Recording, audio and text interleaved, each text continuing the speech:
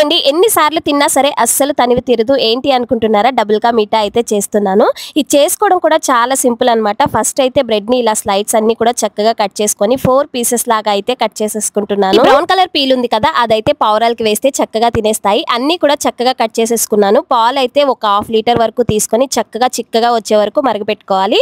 Oil వేసుకొని ఆ తర్వాత ఈ స్లైడ్స్ అన్ని కూడా చక్కగా బ్రౌన్ కలర్ లోకి వచ్చేదాకా ఫ్రై చేసుకోవాలి. పీసెస్ అన్ని కూడా చక్కగా ఫ్రై అయిపోయిన తర్వాత ఒక ప్లేట్ లోకి తీసేసుకుంటున్నాను. అందులోనే కొంచెం నెయ్యి యాడ్ చేసుకొని జీడిపప్పు కూడా ఫ్రై చేసుకొని పక్కకు పెట్టుకుంటున్నాను.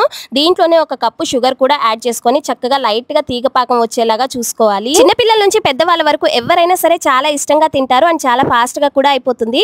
పాకం రెడీ అయిపోయిన తర్వాత అందులో బ్రెడ్ పీసెస్ వేసుకొని పాలు జీడిపప్పు వేసుకుంటే మనకి డబుల్ కా మీఠా అయితే రెడీ అయిపోతుంది. టేస్ట్ అయితే చాలా బాగుంటుంది. ఈ కడాయిలన్నీ కూడా నేను స్టెయిన్లెస్ స్టీల్ లో ద ఇండస్ వ్యాలీ బ్రాండ్ నుంచి ఫ్లిప్కార్ట్ నుంచి అయితే తీసుకున్నాను. వీడియోలో లింక్ మెన్షన్ చేస్తాను చూడండి. వీడియో నచ్చితే లైక్ చేయండి, ఛానల్ ని సబ్స్క్రైబ్ చేసుకోండి.